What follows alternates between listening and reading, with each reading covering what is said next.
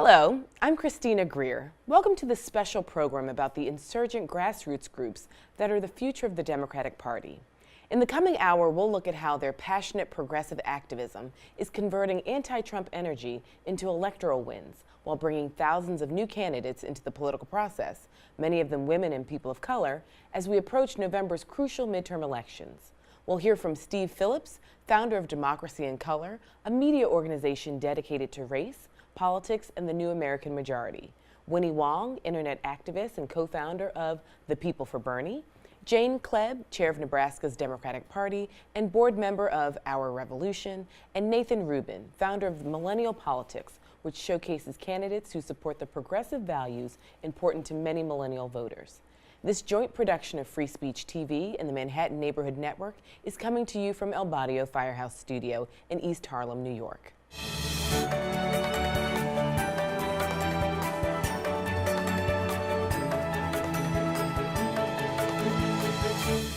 We'll hear from our special guest soon, but first, here's a look at how Donald Trump's election gave rise to a new constellation of loosely connected groups operating outside the Democratic Party structure, and how it led to a wave of progressive political action heading into the midterm elections. Can the Democrats take back control of the House of Representatives? And what about the Senate? Not to mention thousands of state and local offices. Members of Congress, the President of the United States. For decades, open borders have allowed drugs and gangs to pour into our most vulnerable communities. Donald Trump's radical presidency and his repeated attacks on immigrants, people of color, women, and other marginalized groups quickly led to a groundswell of protest. I work in healthcare, sir. It is complicated. The only one that doesn't believe that it's complicated is an orange-haired buffoon sitting in the White House. A decentralized, distributed wave of progressive political action soon followed, organized by a new constellation of loosely connected groups operating outside the Democratic Party structure. If you're like me, you've been pretty freaked out about Trump and his agenda. Indivisible is at the forefront of this robust new grassroots machinery. Begun as a Google document detailing techniques for opposing the Trump agenda, Indivisible quickly became a mainstream media sensation by relying, like the Tea Party before it, on a savvy strategy of publicly targeting members of Congress. I'm an angry constituent. You work for us. Indivisible's passionate progressive activism overcame Republican control of Congress and the White House to stop the repeal of Obamacare. The group now has a staff of about 40, thousands of volunteer chapters across the country, and has raised millions from small donations made through its website. No bid, no wall, America for all. While groups like Indivisible and People's Action focused on stopping Trump's initiatives, other grassroots independents began trying to convert the anti-Trump energy into electoral wins. There's definitely energy that has emerged against Trump since his election, since the next day, is not dissipating. It's growing, and we're seeing this in elections all across the country. Dan Cantor heads the Working Families Party. We have to have Democrats who put forward a progressive, populist, multiracial program that can really inspire people. The People for Bernie, with more than 1 million Facebook followers and a major social media presence, is another important grassroots group. Co-founder Winnie Wong. Participation across the board is necessary, and that means you have to show up for the protest, you have to show up to the phone bank, and on election day, you have to cast your vote at the ballot box. This fall, 440 House and 34 Senate seats will be on the ballot, along with a plethora of state and local offices. All opportunities to confront the crisis of the Trump presidency and organize for accountability and pushback. Groups like Run for Something, Swing Left, the Sister District Project, Our Revolution, Flippable, and many others are drafting candidates, schooling them in campaign mechanics, and supplying everything from seed money to sample canvassing scripts. As a result, literally thousands of first-time candidates, many women and people of color, are now running for offices at every level. We have to have candidates that look and sound like their communities. Jane Kleeb chairs the Nebraska Democratic Party. That definitely means less white upper class lawyers and more folks coming from middle class and working class backgrounds economically, as well as racially and, of course, gender. One leading group trying to encourage such candidates is Democracy in Color, created to collect and share data on how Democrats engage people of color and to hold the party accountable. The point about trying to make this a wake-up call to the progressive movement. The initiative is led by Steve Phillips, author of the New York Times bestseller, Brown is the New White. And so if 46% of the voters are people of color, is almost half the money going to be going into those different communities? Or are we going to be spending it on TV ads that are trying to chase the shrinking sector of the electorate that's the white swing voter? Phillips says that communities of color are clearly not at risk of voting for Republicans. But if their concerns are not met and candidates who speak to them are not supported, they might just not vote at all. Really, it's a call to arms of activists to hold campaigns accountable. We have lost touch with the grassroots of the party. I think because we had such an amazing president and President Obama, that there became this comfort level and we forgot the basic rules of politics, that all politics is local and that you don't just magically win elections with a magical candidate, but there has to be infrastructure. And it's not sexy, and it is hard, and it is constant work. The progressives will succeed in 2018 if we have candidates who are substantially better and more progressive than the typical kind of Democrat, who are putting forward a program that excites people, and for whom the volunteers, the massive number of people who want to get involved, that they can get excited about them. If we do all that, these Republicans won't know what hit them. And then we'll govern in a better way because we will elect better people. Quite frankly, I hope that more Indivisible members, more the Women's March members, more of the activists that are in the streets on these critical issues, then run for party spots, because those decisions get made within the party. And if you're not at the table, then those kind of party regulars are going to be the ones making all the decisions. And without those new ideas, new things aren't going to happen.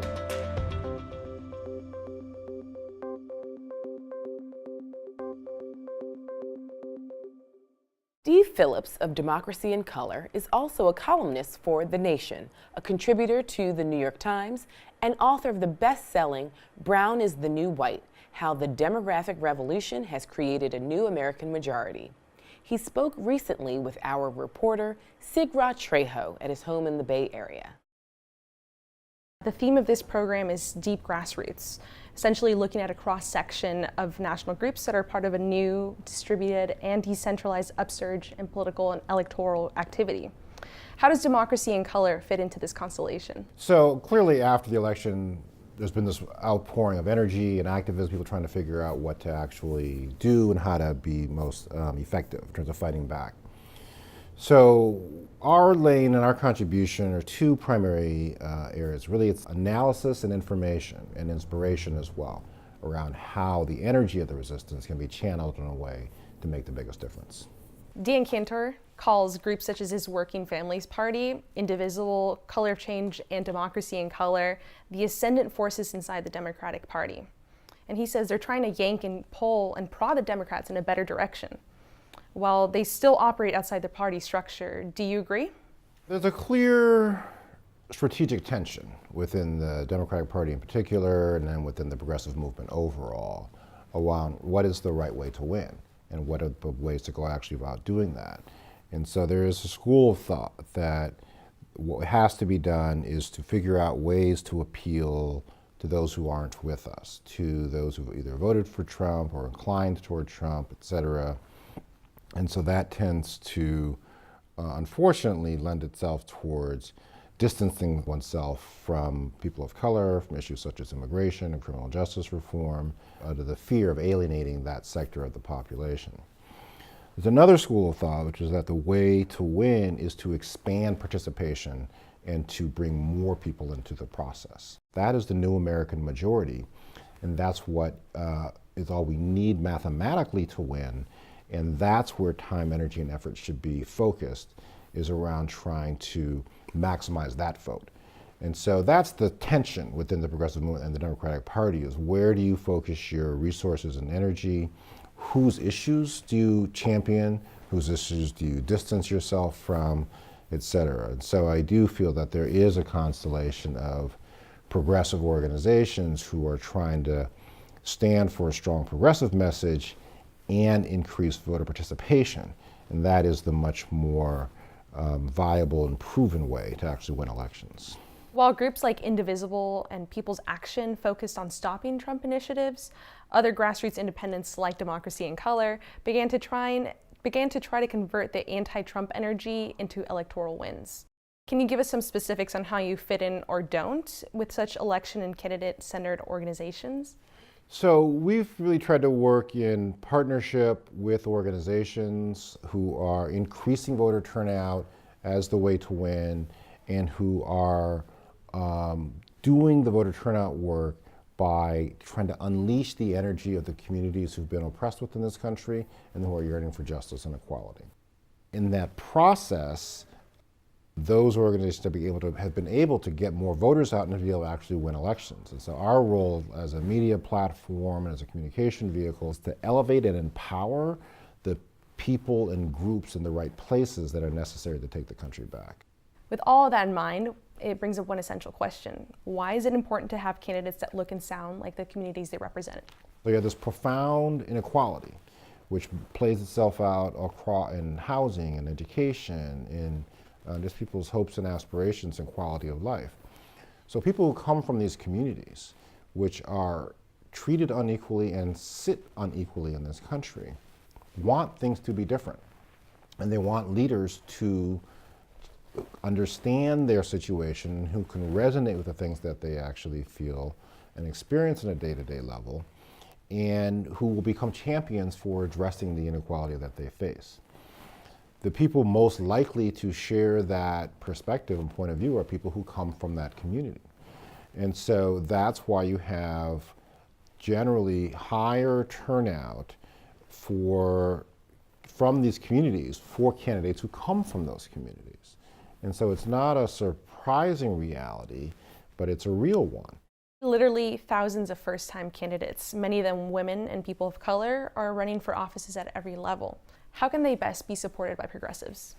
What we're seeing with this wave of new candidates stepping forward, a lot of women, a lot of people of color, a lot of first-time candidates who have been motivated by what's happening within this country, is a whole broadening of participation of the electorate and the candidacies.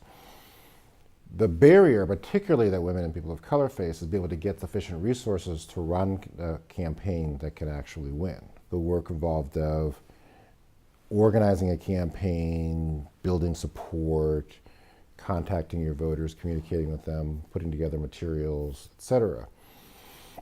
So all that takes resources.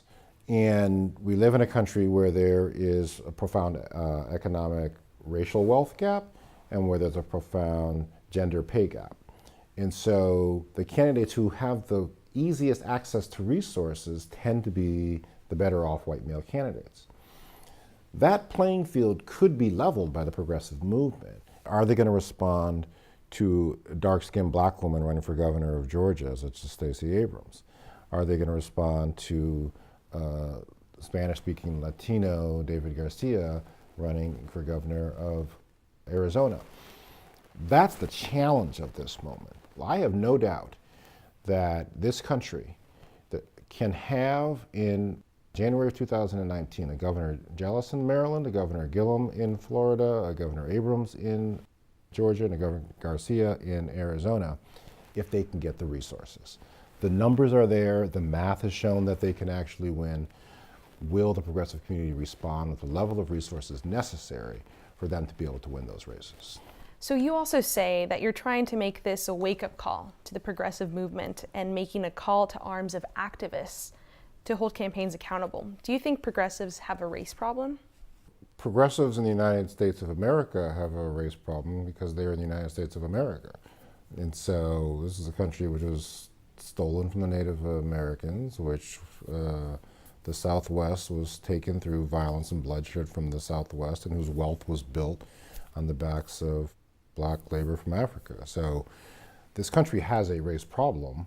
This country was conceived in a race problem and has had a race problem from its beginning to now. So it's naive to think that there is not this type of a problem. So then the challenge, what do we do about it?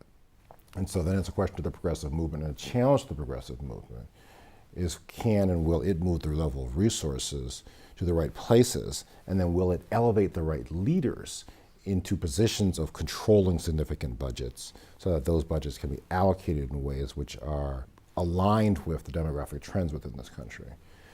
It's just a plain fact that the vast majority of well-funded progressive organizations in this country are run by whites.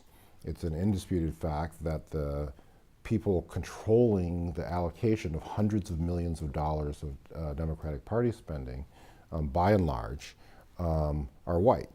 And so that's a problem in a party that's 47% people of color in a country which is getting browner by the hour. And so where is the commensurate response within the progressive movement? The progressive movement has an extraordinary race opportunity if they have the courage and the competence and the capacity to embrace what is happening in this country, change the way they've done business, and move resources in a dramatically different fashion. Communities of color are clearly not voting Republican. Why should Democrats put so much emphasis on them? Aren't they safe Democratic votes no matter what? The bigger challenge and the bigger problem is, are people going to turn out and vote? Those who come out, yes, will vote Democratic, but if you get lots more of them out, that's a revolutionary political formula for transforming who actually holds power. And so that gets back to the question of prioritization and allocation of resources. Progressives and Democrats spend close to $1 billion every election cycle, over $1 billion in the presidential election cycle. So how much of that money is going to be going towards increasing the vote of people of color, and how much of it is going to go towards television ads trying to change the minds of moderate white voters? What would you say to those who decry your approach as identity politics? So this country was founded on identity politics for white people. And so it is ahistorical as well as unhelpful to then try to articulate that those people who are fighting against preferences for white people are somehow advocating identity politics, when in point of fact we're saying just stop providing the preferences to white folks. So to win, you have to identify with, invest in, and connect with the communities who are oppressed and marginalized and discriminated against within this community, within this country.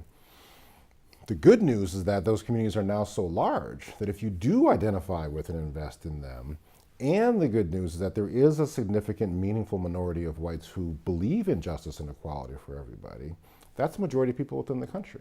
There's a consistent, meaningful minority of whites who stand with progressives, with people of color, for justice and equality, and this has been the history of the whole country, right? From the abolitionist days to the civil rights movement, to the allies of the immigration and the dreamers. There have always been whites who have been on the right side. So that's important for people to realize. People of color are now 39% of all of the people within the country, and the overwhelming majority of them are voting Democratic and really voting against the Republicans. So what that means is that if we are focused on and attentive to the part of the white population that is progressive, we can win elections. Welcome back. I'd like to begin by asking Jane Kleeb to react to what Steve Phillips calls the tension within the Democratic Party and the progressive movement over how to win in November. Should the focus be on the new American majority or on the missing white working class voters? Jane? Thank you so much for coming from Nebraska. Yeah, and obviously we have a lot of white folks in Nebraska. Yeah. It's no surprise. But we also actually have a lot of new immigrants that are American citizens now, and Latino and African Americans in Nebraska. So for us, and I think it's true for the entire Democratic Party, you have to do both, right? Mm-hmm. You can't win elections with only focusing on one part of our base. I think we've done a huge disservice, for example, to unions over the past several years where we have completely ignored their issues and just expected them to turn out. that is true also for Latino and African American communities. So we have to do a better job of speaking to our entire base and making sure that we actually have candidates that look like our entire base. Right. And in so many unions, depending on the type of union, people of color and immigrants are actually the new members of that particular union that are actually keeping it alive. So, I mean, just to open up the conversation just a little bit, are the Democrats taking sort of their grassroots constituents for granted? I mean, when you look at, to your point about unions, onboarding people of color, immigrants who are American citizens now, and you look at the work that is being done by, say, the national domestic workers, you realize that actually is a true statement. And one wonders how much contact is being made to those workers, right? There are large numbers of American workers who I think feel cut off or alienated from the party. And a lot of those American workers are not white. You know, they are Asian American, which is the fastest growing electorate in the country. They are of mixed race in California. You're looking at, you know, in 2020, you're looking at 90 million millennials who are going to come of age to be able to vote. And they're not all white. Right. So, you know, it's a big country. You know, we have 300 million people in America, and 125 million turned out to vote. Where's everyone else? Right. So, yeah, I mean, I don't think that either party are doing a very good job of making necessary contact, you know, important contact with voters, and I think we have to do a better job in the Democratic Party to change that. I would agree with that, and I would say even on top of that, when you're talking specifically about union voters, there isn't an equivalency here. Republicans are full-scale attacking unions. They want to decimate unions. So the Democratic Party has a prime opportunity to show solidarity with unions, to show support for unions, and to really kind of get them back as part of the base. So I think that's something that they should really begin to look into, is how do we really open that tent up and rebuild these unions that are being targeted on state levels and federal levels. So, but you bring up this interesting point about the base, because it seems like so many large, big D Democratic strategists, when they think about the base, it seems to be white men that they're chasing. So the progressives are constantly talking about, you know, this kind of new brown is the new white, right? Sort of the new party, the Asian Americans that are actually the fastest growing group, the immigrants, blacks and Latinos who, you know, are there, citizens, and just need to be registered or need to be sort of activated to turn out. So why is it that the Democratic Party seems to have this amnesia every 2 to 4 years when it comes to really galvanizing sort of votes that are being left on the table? Why is this obsession with kind of the white male voter? In places, you know, they might argue, well, Nebraska's majority white. We're going to focus on Nebraska. But what do you all think is the reasoning behind that, and what could be a real solution or strategy? I think there's a structural problem. So in Washington, D.C., where there are all the political consultants that advise where the DNC should spend money, where the DCCC should spend money, they're all essentially white males, right? They have been in this kind of political world. It's very rare that actually women in communities of color are at the table making those decisions. You know, even in campaigns, women and people of color aren't in the campaign manager positions. We're often told we should be doing field or communications. And so more of us have to be at the table actually making the decisions of where the money is going. And then the other problem is state parties don't have money. You have state parties that are running on budgets of $10,000 a month. And so decisions for the entire state. So decisions are happening at the national level, not at the local and state level, where we are actually in touch with communities of color and kind of more of the base. She's absolutely right. And I'll add to that by saying now we're also seeing a groundswell of activist groups who are engaging in electoral work, right? And traditionally, over the course of the last 10 or 20 years, those activists have definitely not been at the table informing the consultants and also the candidates of like what their communities are actually demanding, right? So there's like this real disconnect between the communities and the activists who are on the front lines fighting for those communities and the consultants who are in the glittering, you know, sort of reception halls and who are making, you know, six-figure checks a year essentially run television ads, right. Around messaging that has been pretty standard, I think, over the last 20 years. It's been very, the Democratic Party has really run messaging that has not really evolved very much. And now that it's 2018, we're seeing a different demand coming from the grassroots, from the community, saying, we want single-payer health care. We Black Lives Matter. Right. We're seeing a different demand, but is the party itself actually giving us a different supply? So is the party actually changing up its strategy and decreasing these $1 million ads and actually putting that money into the grassroots to actually pull out some of these possibly first-time voters or dormant midterm voters who tend to be people of color and or immigrant groups? I would say that the desire is there in sort of some of the party operatives. I think some of the party operatives who are at the table have that desire because they actually are aware that there is a real problem. But I don't think that enough has been done, and it's been very slow moving. And I think that Jane can probably elaborate more on that.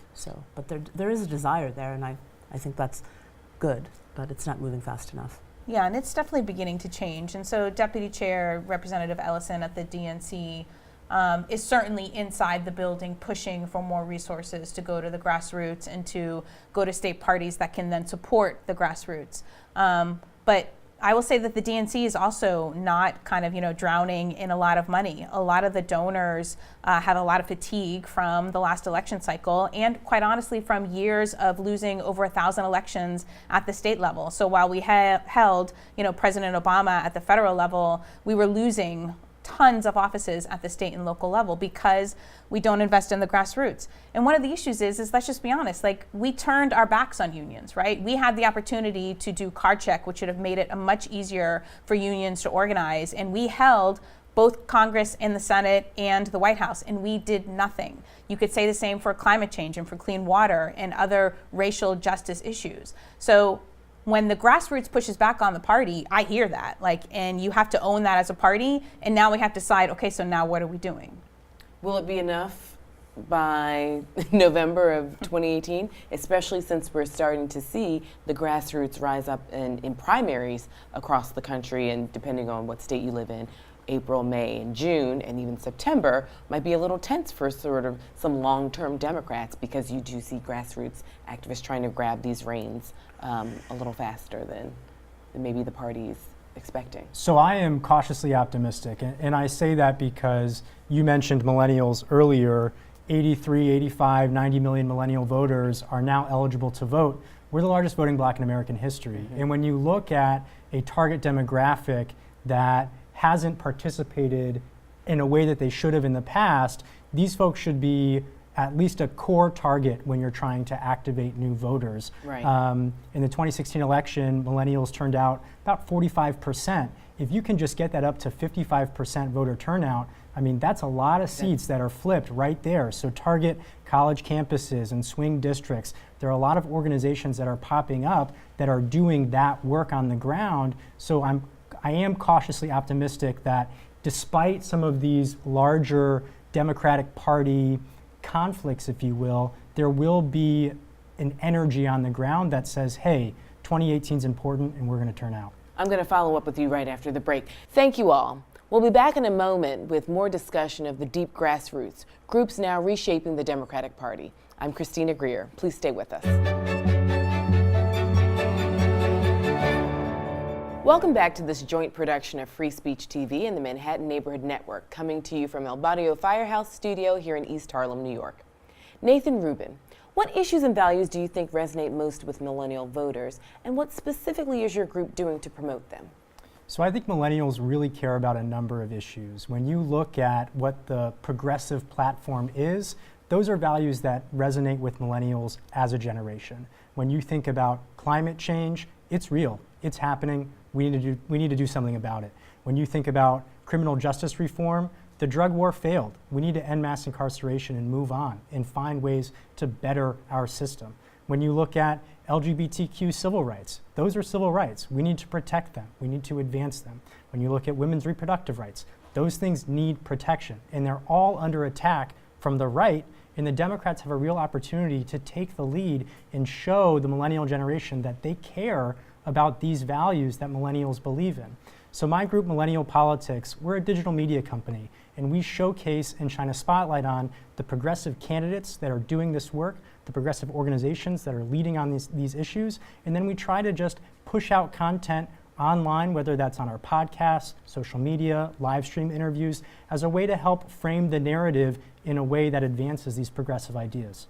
And so when we say millennials, I mean, I'm always fascinated by this because we tend to lump them together. Sure. But then I oftentimes think of the visuals from Charlottesville and realize that those are millennials as well. Yes. So how do we really capture the millennials that believe in progressive values? Because we do recognize that there's another group of millennials that are sort of working for the opposite end of the spectrum. Sure. Well, I would first and foremost say that in a lot of ways, people approach generations as being 50-50, 50% are on the right, 50% are on the left. That's actually not the case with millennials. There was a great poll recently out of the Harvard Institute of Politics. It's more 70-30.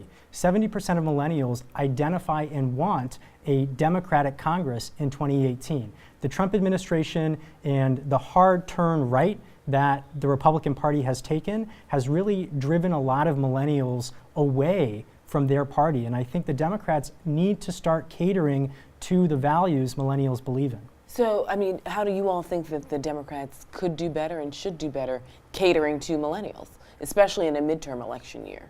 So I spend a lot of time with millennials. I'm like an honorary millennial, even though I'm not a millennial. I want to be a millennial. I think that we have to also kind of examine the economic anxiety that millennials are facing now and in the future. So when you look at millennials, the data is there and they're in debt. They're really facing insurmountable, staggering student debt. And the likelihood of millennials ever really paying that debt back is non-existent. So that's a reality. That's actually a reality that hundreds of thousands of millennials in this country are contending with every day. So never mind the concept of home ownership. That's far down the line right now. So because they're really looking at like leaving college and then looking at wage work, right? Retail service work. It's not possible for them to advance and thrive.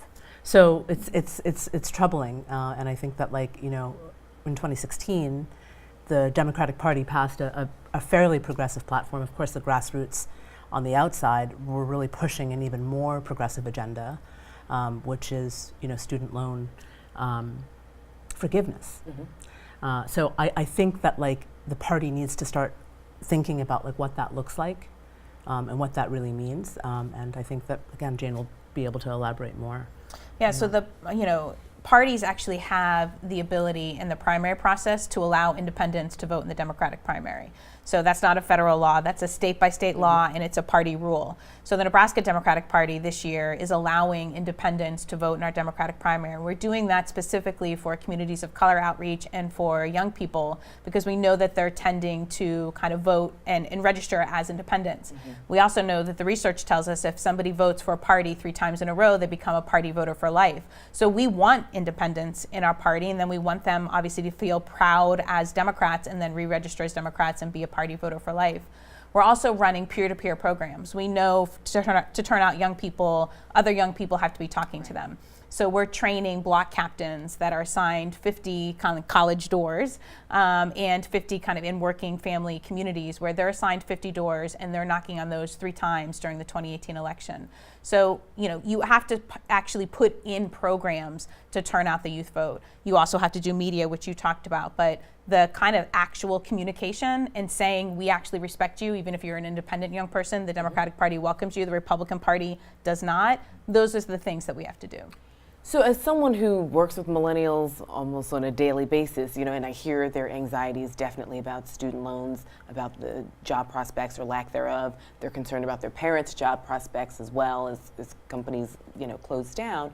Some of them, you know, push back and say, well, you know, Professor Greer, you're asking us to vote, right? You're asking us to turn out in primaries and general elections, but we're just not excited about any of the candidates. right? So even in a primary, maybe there is a progressive candidate going up against an old school Democrat.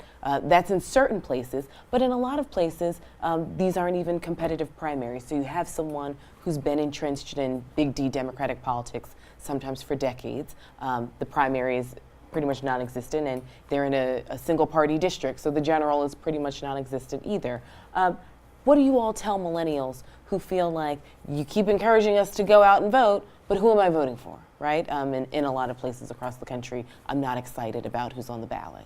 What do you say to those young people? Well, I think first and foremost, it's good to recognize that they are rightfully skeptical of institutions.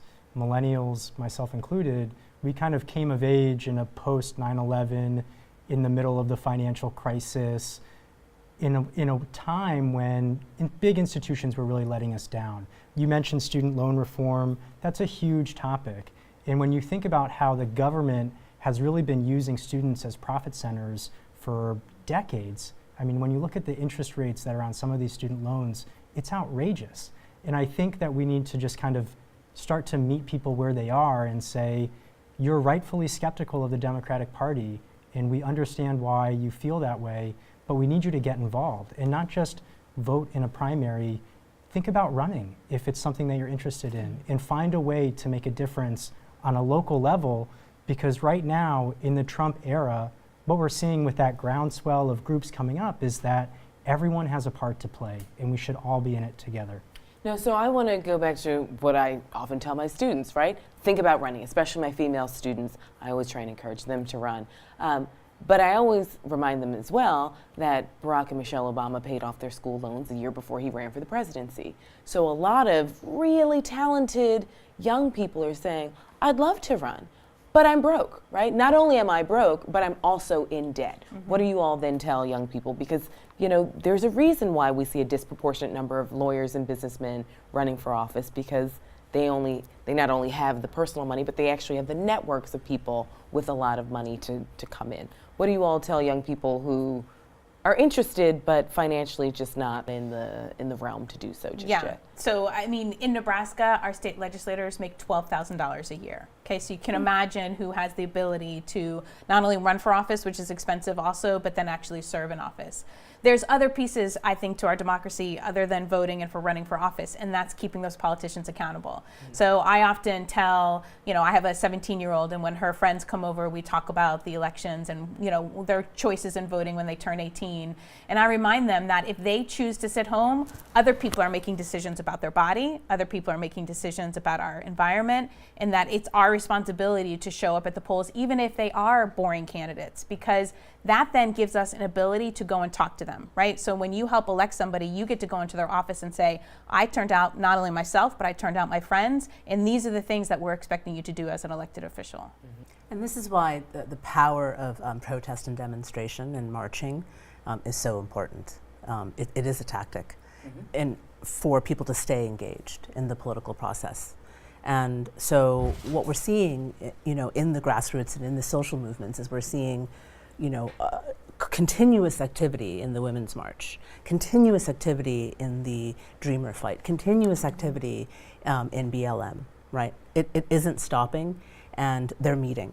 The crisis, I think, is fairly nuanced, but I do think that those who have resources need to recruit and train candidates to run for office, candidates who don't have those resources, to counter the you know, constant flow of like lawyers and you know, boardroom business guys and bankers who decide that they've had enough of their white collar job and say, you know what, I'm just going to loan myself $250,000 to mount a congressional run in this district where I know that I can win.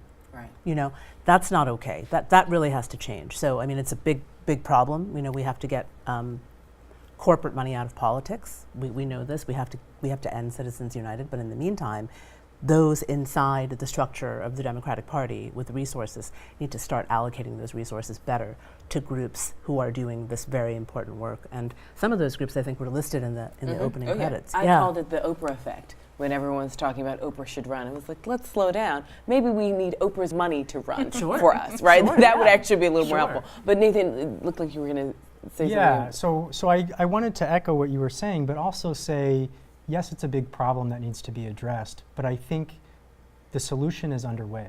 We're seeing groups like Run for Something, like Flippable, like Vote Run Lead, She Should Run, Emily's List.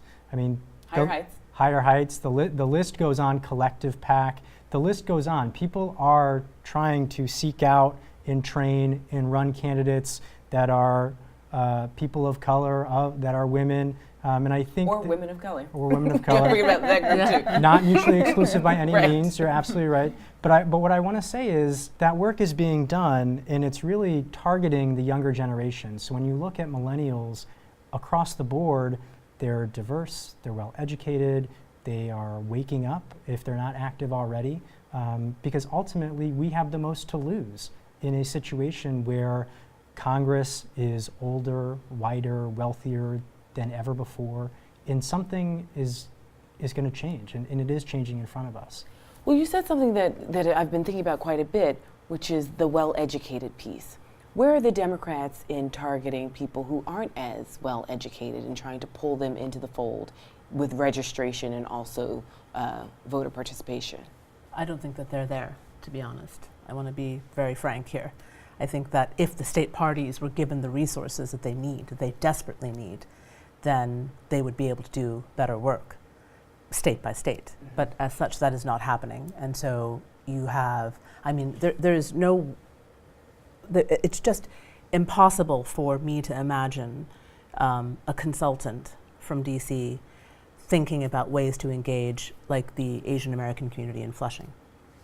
It just, that will never happen. It doesn't cross their radar. It doesn't, they don't think about it, right? And so, you know, that falls on us in the grassroots, you know, and there are, you know, the Women's March, for instance, is running a voter registration program right now after launching a successful event during their 1-year anniversary in Las Vegas. It's called Power to the Polls, and we're partnered with Rock the Vote.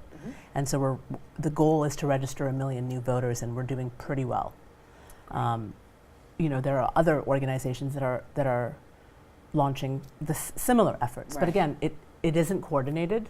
Right. And that's a risk because I always think of the other side and how well they're coordinated and how centralized and how they are. well they have been coordinated. All right, hold that thought. We'll come back in just a moment with more. We'll be back soon with more from El Barrio Firehouse Studio. I'm Christina Greer, and you're watching a joint production of Free Speech TV and the Manhattan Neighborhood Network. Welcome back to our discussion of the deep grassroots, groups that represent the future and some would say the present of the Democratic Party. Jane Kleeb, Nathan Rubin, Winnie, Wong. Do you think these groups are succeeding in their efforts to push and prod the Democrats in a better, more progressive direction? Look, I think that the DNC chair fight, which happened last year. Perez versus Ellison, with Ellison receiving over 200 votes, would likely never have happened if there had not been an organized effort on the outside from the grassroots pushing for that. The party members realized that they actually have an accountability body out there, and so that happened. So I always look at that, and that sort of frames my thinking around whether or not we can actually make the Democratic Party a party for all of us. And I think, yes, I think we are, really making some real progress in pushing the party forward.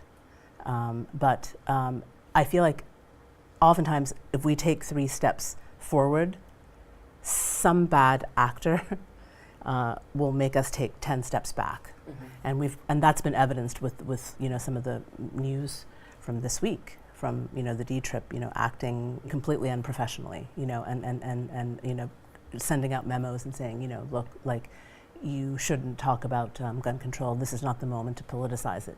You should informing their candidates to say, think about offering thoughts and prayers instead of politicizing this moment. Right. That type of politicking, that type of behavior, is really something that shocks the electorate, because if it just there's a schism between like the country and the people inside the office buildings who are making these decisions. But it reverberates because the internet just carries that message all around the world. And people are like, what is this? So I am concerned, but as an activist and as an organizer in the deep grassroots, I'm not willing to stop doing the work. I'm not throwing in the towel. I'm going to continue to organize in the grassroots, with the grassroots, and try our best to make sure that the party functionaries understand that like everything is at risk with this administration. So it sounds like Winnie's essentially saying, this constant pressure of activism to sort of change the tide of electoral politics. Do you all think that will be enough in November? I mean, we're hearing things about a blue wave. Some people are even saying a blue typhoon could come, right? I mean, are you all sort of expecting that? Are you preparing for it? Are you sort of thinking that maybe 2018 might not be the progressive wave we think it is, maybe 2020 or beyond that, depending, we still have a nation. Yeah. I mean, where are you all thinking when it comes to that sort of activism to electoral politics cycle? I think the only way we get the blue wave is if we're actually knocking doors and running programs like the Block Captain, having independents in our primary, encouraging competitive Democratic primaries, thinking that is actually good for our party, and not doing this circular firing squad. So, like, I am tired of Democrats hating on Democrats online and Democrats, hating on Our Revolution, for example. Our Revolution has endorsed some of the most diverse slate of candidates on down ballot races and has over a 50% win record.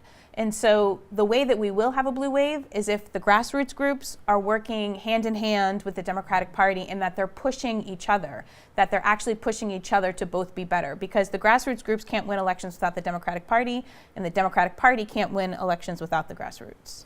And I would just add there that the activism on the ground is incredibly important, but even the narrative online is also important. When you look at the response to how the DCCC has sent out that Thoughts and Prayers memo, as well as some of the work that they were doing in the primaries down in Texas, they got a lot of pushback, and it came very swiftly and loudly from the internet, just by the way that it travels on Twitter and Facebook, through podcasts. And I think to your question of, is it pushing them left?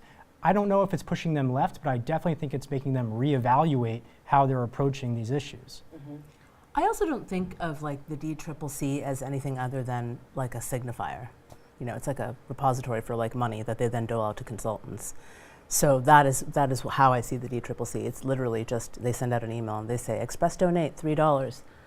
And then that's about it, right? Like, and then they offer their consultants to the candidates and they say, you really actually have to use our consultants or we won't give you any money.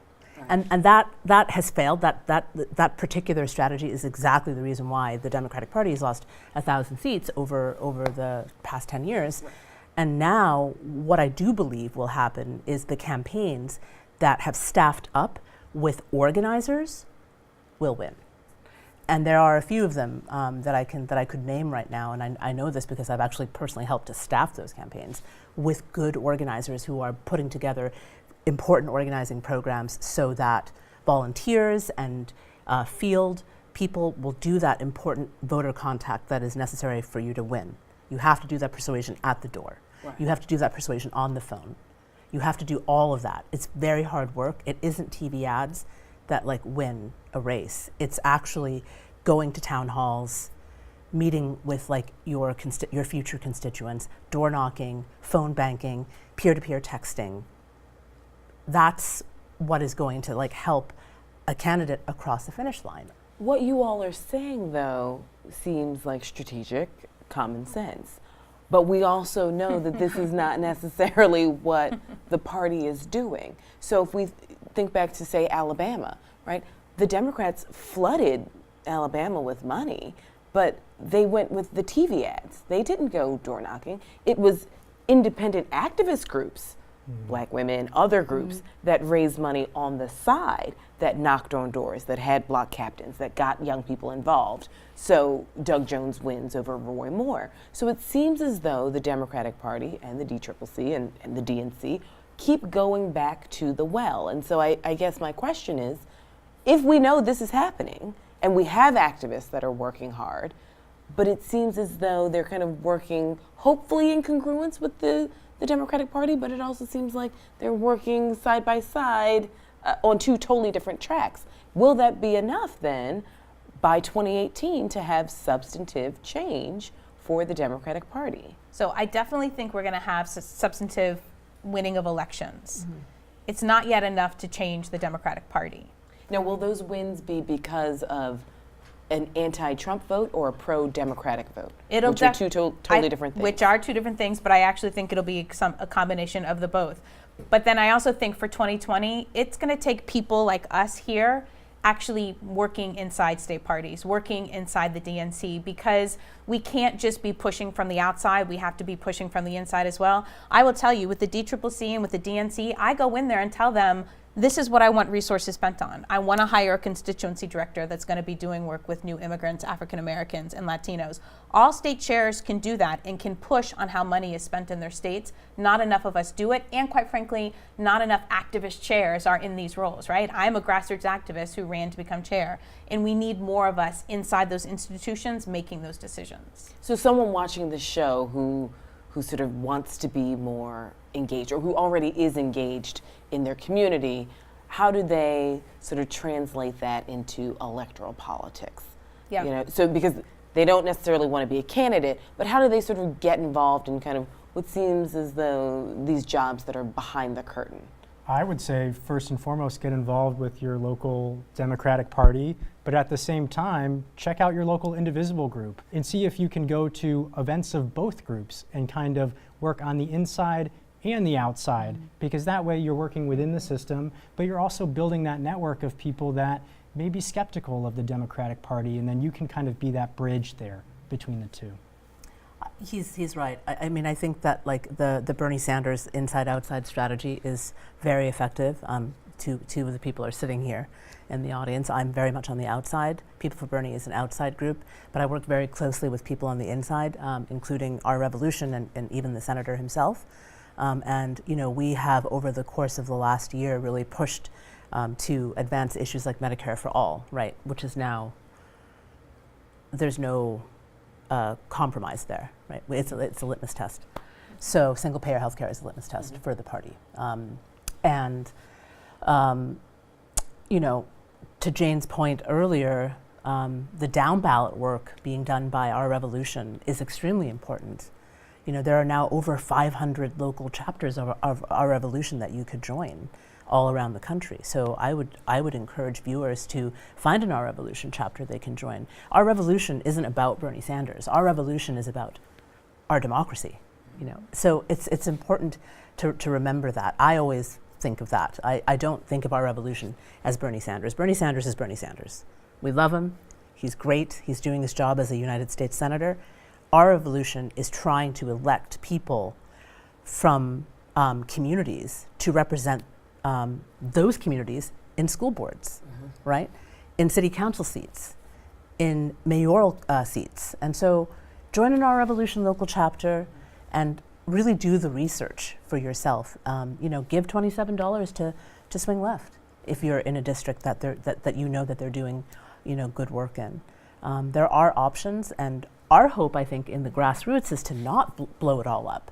I think that like we're offering really sane perspectives here, and also pretty salient advice, I think, to any Democratic Party operative who would be tuning into this program, that we're here to actually work with you, to help you, that we actually have good advice to give, and we're acting in good faith here. And so let's not send out emails. Let's not put up opposition research to a good candidate in Texas.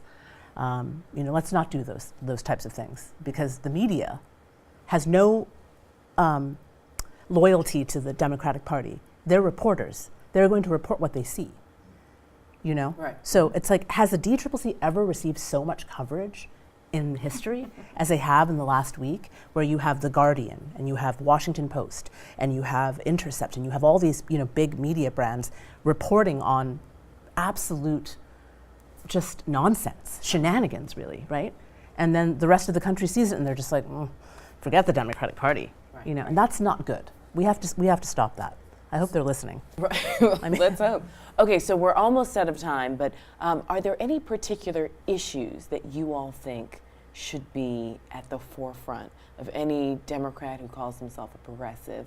You know, one or two issues that we think, you all possibly think collectively we need to make sure stay on the table as all these other things come up. Can you all sort of briefly give me something that's on your minds? No cuts to Social Security. No cuts. Hands off Medicaid. We can't do that. You know, I mean, our seniors will die. I would say that we need a Democratic Party that says flat out, healthcare is a human right, and I think we need a Democratic Party that will lean into the gun reform debate and not shy away. We've seen it play out time and time again, and it's one of those things where people are tired of it. And when you look at the polling on something like universal background checks, that polls at 95, 97%. We need a party that will stand up and just say, we're going to get this done. Jane? I'll say an issue that people don't mostly talk about in Democrats, and it's property rights. You know, Donald Trump would actually have to use eminent domain in order to build his wall, taking away farm and ranch land. And corporations, with their greed, are taking farms and ranches and Native Americans' land away from them to put in very risky pipelines that obviously affect all of us with water and climate change. So that is an issue that is normally a Republican issue, and the Republicans have turned their backs on that issue, and it's something that, as Democrats and progressives, we should standing up for property rights. Thank you all so much. Please join me in thanking our guests on this joint production of Free Speech TV and the Manhattan Neighborhood Network. Thank you, Jane Kleeb, for your valuable perspectives on the too often forgotten rural and Midwestern voters. Thank you, Nathan Rubin, for highlighting the need to address the concerns of the young voters who are truly the future of the Democratic Party. And thank you, Winnie Wong, for your passion and ongoing activism and organizing. From the Manhattan Neighborhood Network studios at El Barrio Firehouse in East Harlem, New York, I'm Christina Greer. Thank you for watching our vital news series, Elections 2018, The Progressive Path Forward.